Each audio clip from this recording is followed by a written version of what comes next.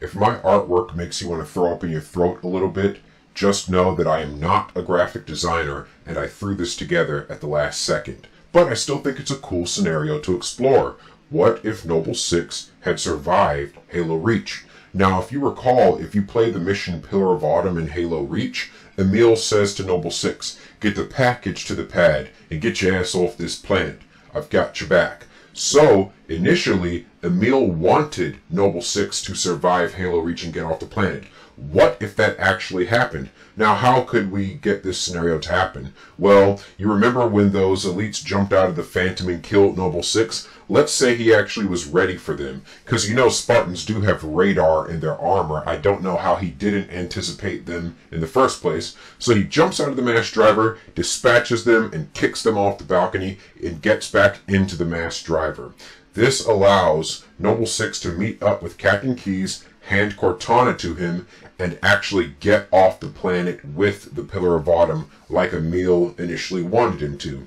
So of course this means that he's going to escape in the Pillar of Autumn with the Master Chief, but this doesn't end so well for Emil because Emil goes and dies in the Lone Wolf mission that Noble Six would have died in had he been the one to stay on the planet. So fast forward, the Pillar of Autumn is in deep space. It's running from the Covenant. Eventually they get to Alpha Halo and the Covenant start boarding the ship. Now Noble Six is there to assist Master Chief in killing the Covenant that board the ship. Now here is where things start to get a little different. Here's our first minor difference. Zuka Zamami and Yayap actually die because Noble Six kills them. They don't just get incapacitated and knocked out where Master Chief deals with them later. No, Zuka Zamami and Yayap die now. So that little side story from Halo the Flood doesn't happen. So the ship gets boarded, the ship crashes on Halo like normal, and they have to round up the survivors. But this time, Noble Six is in the escape pod with the Master Chief, and so it's a duo of Spartans just tearing it up and rescuing Marines. The mission Halo from the initial game, Halo CE, takes half as long because you have two Spartans and a Warthog just shredding everything. And that's a minor divergence from the story.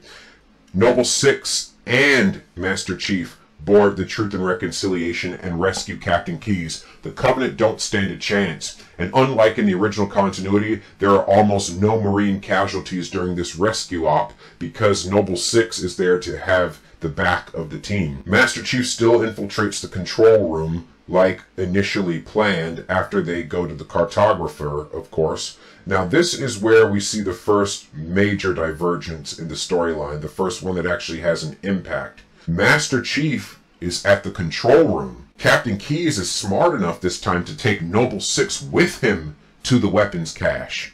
So because Noble Six is actually with him, Captain Keyes does not get captured and assimilated by the Flood because Noble Six, as soon as he sees the Flood pop out of their little chambers, he pretty much just goes ham and starts mowing them down, and he fights alongside Sergeant Johnson, Mendoza, and Wallace Jenkins, and they actually all survive because they had a badass Spartan with them. Remember, Noble Six was rated as hyper-lethal, so he's just as dangerous as Master Chief. The only difference is he doesn't have plot armor on him, but in this case he does because he survives. So, the team that infiltrated the weapons cache, aka the Flood Containment Facility, make it back to the surface. They board that stolen Spirit dropship that Captain Keyes initially boarded when they got off the Truth and Reconciliation.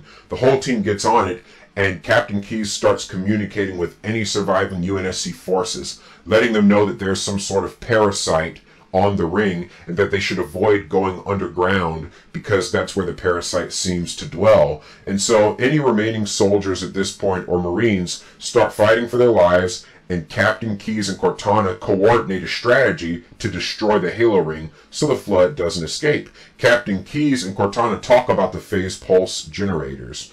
Meanwhile, during the time that Captain Keyes and company were fighting their way out of the Flood Containment Facility, Master Chief was actually in the library fighting his way to the Index. He kills a bunch of Flood, gets the Index, gets back to the control room, and has his conversation with Cortana and 343 Guilty Spark like what originally happened in the continuity. This is where things diverge. Because Captain Keyes is still alive, he and Cortana work out a plan. Cortana and the Master Chief are going to destroy the phase pulse generators, and that's going to buy Captain Keyes time while he goes to the Pillar of Autumn with his own neural implants, and he starts the self-destruct sequence of the Pillar of Autumn. So after Master Chief is done destroying all the phase pulse generators, Cortana teleports him, but she does not teleport him to the Truth and Reconciliation, because in this timeline, Captain Keyes has not been assimilated. In this timeline, Cortana teleports him to the Pillar of Autumn, where he actually boards it and starts fighting the Flood. Meanwhile, Captain Keyes has actually started the self-destruct sequence, and Captain Keyes actually gets stopped by 343 Guilty Spark, who aborts the countdown. So of course that leads to Master Chief having to infiltrate the engine room and destroy the reactors, which causes the Pillar of Autumn to go critical. So of course we get the same Warthog run, but in this scenario, Captain Keyes was already on the Pillar of Autumn, and Captain Keyes already took the longsword and left the Pillar of Autumn because the countdown was imminent and the Halo ring explodes. After the Halo ring explodes, the Master Chief is nowhere to be found, and Captain Keyes gets on the radio and calls for a sound off to see if any Marines had survived. And that's when he hears the voice of Foehammer saying, "Did somebody order a Spartan? You know our motto, we deliver." It was the Master Chief and Foehammer on board Foehammer's Pelican. Well, who's on the longsword with Captain Keyes? Well, we have Jenkins, we have Mendoza, Sergeant Johnson, Noble Six, Melissa McKay, Major Silva from Halo the Flood, and whatever other remaining ODSTs didn't get assimilated during the mission. So a lot more people survive, and Captain Keyes actually makes it out of this situation. Well, that was my opinion of what would happen